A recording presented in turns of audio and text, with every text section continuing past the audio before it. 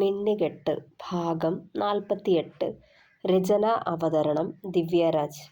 അതെ സിദ്ധാർത്ഥ്, വെറും 2 കോടി രൂപയ്ക്ക് വേണ്ടി നീ തകർത്ത എൻ്റെ ജീവിതത്തിന് പകരം ഞാൻ നിന്റെ സകല സന്തോഷങ്ങളും നിന്നിൽ നിന്ന് അകറ്റും. ഒന്നും ചെയ്യാൻ കഴിയാത്തവനായി നടുതെരുവിൽ നിന്ന് നീ അലറിക്കരയും.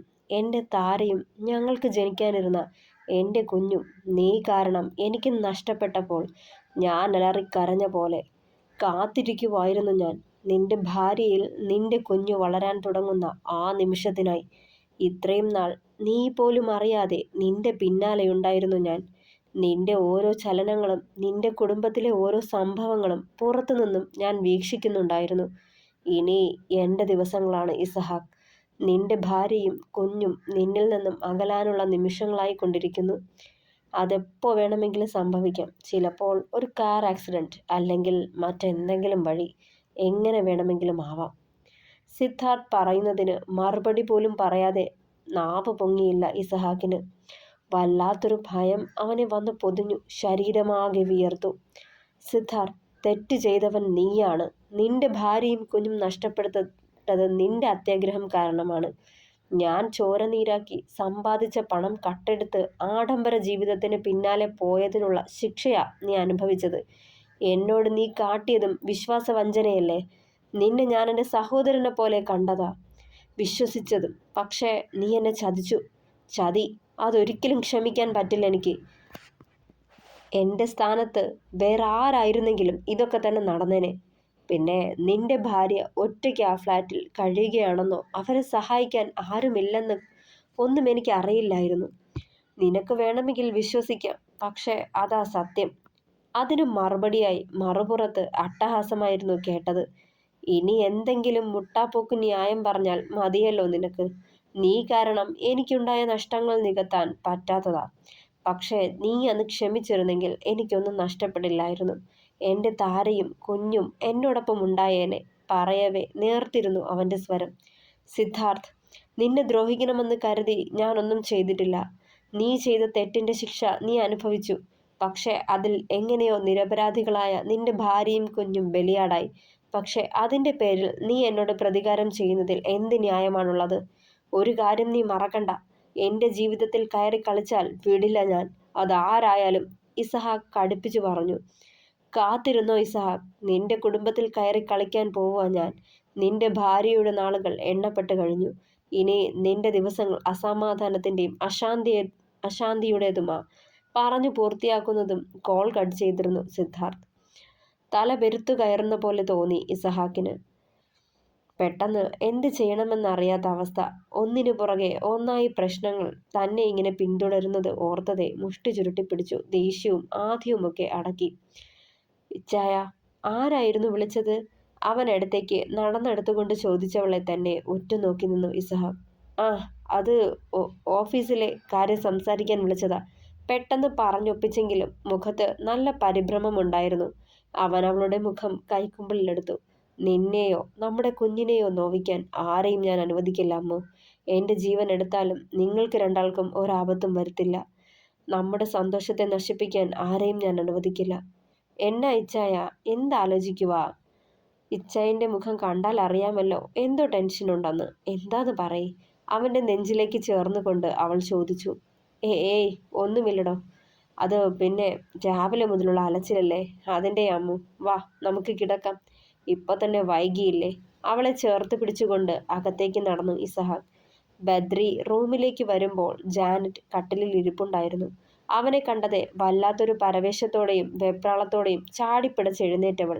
എപ്പോഴത്തെയും പോലെ ബാലൻസ് തെറ്റി വീഴാനാഞ്ഞതും അവൻ അവളെ താങ്ങിയിരുന്നു. അരയിലൂടെ കൈ ചേർത്ത് തൻ്റെ നെഞ്ചിലേക്ക് അവളെ അണച്ചു പിടിച്ചിരുന്നു ബദ്രി.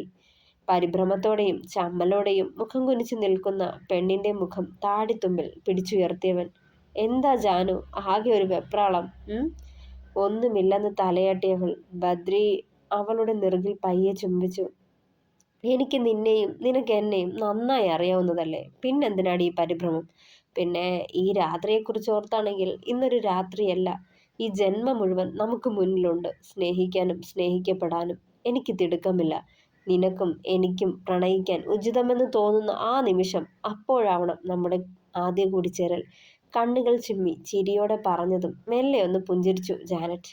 കിടന്നു, നല്ല ക്ഷീണമുണ്ടാവും. രാവിലെ മുതലുള്ള അലച്ചിലല്ലേ? ദേ, എനിക്കും നല്ല ക്ഷീണം തോന്നാ.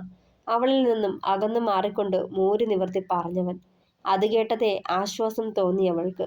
തൻ്റെ ശരീരത്തെ സ്നേഹിക്കുന്നതിനേക്കാൾ തന്നെ മനസ്സിലാക്കുന്ന, ചേർത്ത് പിടിക്കുന്ന ഒരാളാവണം തൻ്റെ പാതിയെന്ന് ഒരുപാട് സ്വപ്നം കണ്ടിരുന്നു.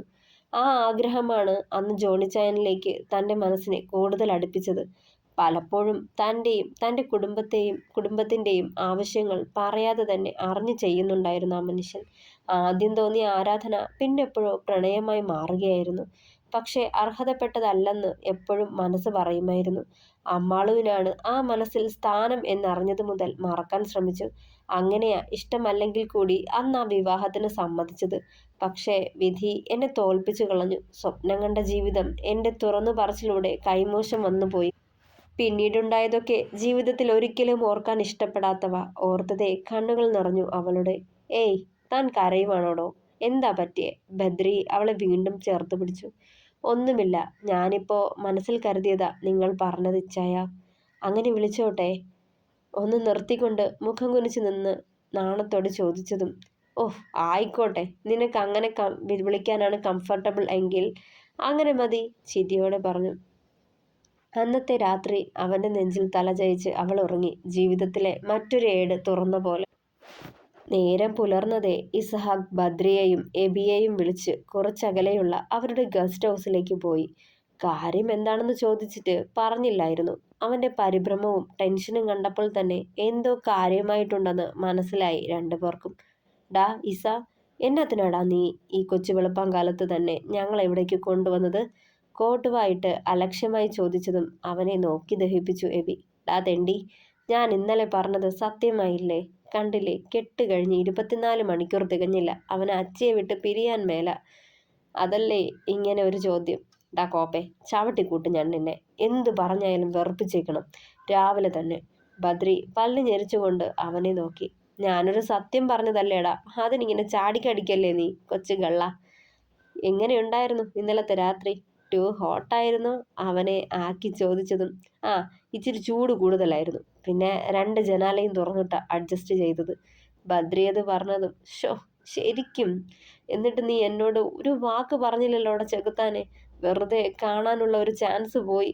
കള്ളച്ചിരിയോടെ പറഞ്ഞതും ബദ്രി അവനെ കൂർപ്പിച്ചു നോക്കി. ഡാ ഇസ, നിനക്കിതെന്തു പറ്റി? ആകെ ഒരു മൂഡ് ഓഫ് ആണല്ലോ. ഏറെ നേരം കഴിഞ്ഞും ഒന്നും പറയാതെ ദൂരേക്ക് നോട്ടമയച്ചിരിക്കുന്നവനിലേക്ക് എത്തി ബദ്രിയുടെ കണ്ണുകൾ. ഡാ ജോണേ.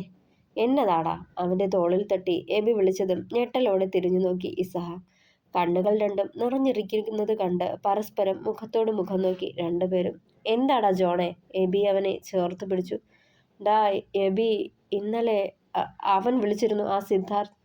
അവൻ പ്രതികാരം ചെയ്യാൻ വരുവാന്ന്. അമ്മുവിനെയും എൻ്റെ കുഞ്ഞിനെയും കൊല്ലുമെന്ന് പറയുന്നത് ഓരോ നിമിഷവും കഴിയും തോറും ഭയം തോന്നാടാ. എൻ്റെ അമ്മുവും കുഞ്ഞും സേഫ് അല്ലെന്നൊരു തോന്നൽ. വല്ലാത്തൊരു പേടി, ഇസഹാക്ക് ആദിയോടെ പറഞ്ഞു. അത് കേട്ട് പേടിച്ചു പോയോ നീ? ഏതവനേലും വന്ന് ഫോണിലൂടെ എന്തേലും പറഞ്ഞു എന്ന് കരുതി പേടിച്ചോ നീ? നിനക്കിതെന്താ പറ്റിയ ഇസ? ബദ്രി അവനെ തറപ്പിച്ചു നോക്കി. എന്താണെന്നറിയില്ല ബദ്രി, വല്ലാത്ത പേടി. മുൻപൊരിക്കെ അമ്മ കൂടെ ഉള്ളപ്പോൾ പോലും ഇവൻ്റെ ഫോൺ കോൾ എന്നെ ഭയപ്പെടുത്തി. അന്നേ ഇവൻ പറഞ്ഞതാ, ഞങ്ങളുടെ കുഞ്ഞ് അവളിൽ ഉരുവാകുമ്പോൾ അവൻ അവൻ്റെ പ്രതികാരം നടത്തുമെന്ന്. അമ്മുവിനും കുഞ്ഞിനും എന്തെങ്കിലും പറ്റുമോ എന്നുള്ള ഭയമായി എനിക്ക്. ആകെ കൂടി ഭ്രാന്ത് പിടിക്കുക. ആദി ഒഴിയാതെ പറഞ്ഞവൻ. ഞങ്ങളൊക്കെ പിന്നെ എന്തിനാടാവേ? എടാ, അവൻ ഒരുത്തൻ, നമ്മൾ 3 പേരില്ലേ, പിന്നെന്തിനാ നീ പേടിക്കുന്നത്? അഥവാ ഇനി അവൻ വന്നാലും ഞങ്ങളുടെ ശവം മറികടന്ന് നിന്റെ അമ്മുവിനെയോ കുഞ്ഞിനെയോ തൊടുള്ളൂ. നീ വെറുതെ ഓരോന്നും പറഞ്ഞ് ടെൻഷൻ ആവല്ലേ. അതും ഞങ്ങളുള്ളപ്പോൾ. നിന്റെ അമ്മുവിനോ കുഞ്ഞിനോ ഒന്നും വരില്ല. അതിന് ഞങ്ങൾ അനുവദിക്കില്ല. എബി അത് പറഞ്ഞതും ഇരുവശത്തു നിന്നും ബദ്രിയും എബിയും ഇസഹാക്കിനെ മുറുകെ പിണർന്നു. വല്ലാത്തൊരാശ്വാസം തോന്നി ഇസഹാക്കിന്. അതുവരെ തോന്നിയ ഭയവും ഒറ്റപ്പെടുത്തലും തെല്ലകന്ന പോലെ. പിറ്റേന്ന് രാവിലെ തന്നെ ജാനറ്റ് ബദ്രിക്കൊപ്പം അവരുടെ കുഞ്ഞു വീട്ടിലേക്ക് മാറി. വിവാഹത്തിന് മുന്നേ തന്നെ വീടൊക്കെ അടിച്ചുവാരി വൃത്തിയാക്കി. അത്യാവശ്യം വേണ്ട വീട്ടു സാധനങ്ങളൊക്കെ വാങ്ങിയിരുന്നു. എല്ലാവരുടെയും അനുഗ്രഹാശീർവാദങ്ങളോടെ അവരുടെ പുതിയ ജീവിതം അവിടെ തുടങ്ങുകയായി. പിറ്റേ ആഴ്ച തന്നെ എല്ലാവരും കുരിശുമറ്റത്തേക്ക് തിരിച്ചു വന്നു. അമ്മുവിനെ ചെക്കപ്പിനായി ജൂബിലി ഹോസ്പിറ്റലിൽ കൊണ്ടുചെന്നു. ടീനയാണ് അമ്മു കൺസൾട്ട് ചെയ്തത്. പ്രത്യേകിച്ച് പ്രശ്നങ്ങളൊന്നുമില്ലാതെ അമ്മുവിന്റെ ഗർഭകാലം വളരെ സന്തോഷത്തോടെ മുന്നോട്ട് പോയി. അന്നത്തേതിൽ പിന്നൊരിക്കൽ പോലും സിദ്ധാർത്ഥന്റെ ഫോൺ കോൾ ഇസഹാക്കിനെ തേടി വന്നില്ല. എങ്കിലും കരുതലോടിരുന്നു മൂന്നുപേരും. എബിയും ആനിയും ഇണങ്ങിയും പിണങ്ങിയും അവരുടെ പ്രണയകാലം ആഘോഷമാക്കിക്കൊണ്ടിരുന്നു. ആനിയുടെ കുഞ്ഞു കുഞ്ഞു വാശികളും പിണക്കങ്ങളും കുറുമ്പുകളും ആസ്വദിക്കുമ്പോഴും ഒരിക്കൽ അവളുടെ പ്രണയം നിരസിച്ചതും അവളോട് എബി കാട്ടിയതുമൊക്കെ പറഞ്ഞ് പലിശ സഹിതം എബിക്ക് പണി കൊടുക്കാറുമുണ്ടായിരുന്നവൾ. ദിനങ്ങൾ ഓരോന്നായി കടന്നുപോയി. ഒരു ദിവസം വൈകുന്നേരം ക്യാബിനിലിരിക്കെ ഇസഹാക്കിന് ഒരു കോൾ വന്നു. നോക്കുമ്പോൾ എഡ്ഡിയുടെ നമ്പറിൽ നിന്നായിരുന്നു. ആദ്യമൊന്നും മടിച്ചെങ്കിലും പിന്നെ അവനത് അറ്റൻഡ് ചെയ്തു. ഹലോ ഹലോ ഇത് ഇസഹാക്ക് സാറല്ലേ? ആ അതെ, ആരാ സംസാരിക്കുന്നത്? ഇടർച്ചയോട് ചോദിച്ചതും. സർ, ഞാൻ സ്കൈലാർക്ക് അപ്പാർട്ട്മെന്റിലെ സെക്യൂരിറ്റിയാണ്. സാർ ഒന്ന് മിഷൻ ഹോസ്പിറ്റലിലേക്ക് വരണം. എന്താ കാര്യം? അവൻ തിരക്കി. അത് സാർ, മറുപുറത്തു നിന്നും കേട്ട വാർത്തയിൽ സ്തംഭിച്ചു പോയി അവനൊരു നിമിഷം. വേഗം കാറിന്റെ ചാവിയും എടുത്ത് താഴേക്ക് പാഞ്ഞു. തുടരും. പ്രിയപ്പെട്ടവരെ, അഭിപ്രായങ്ങൾ കൂടി പറയണേ.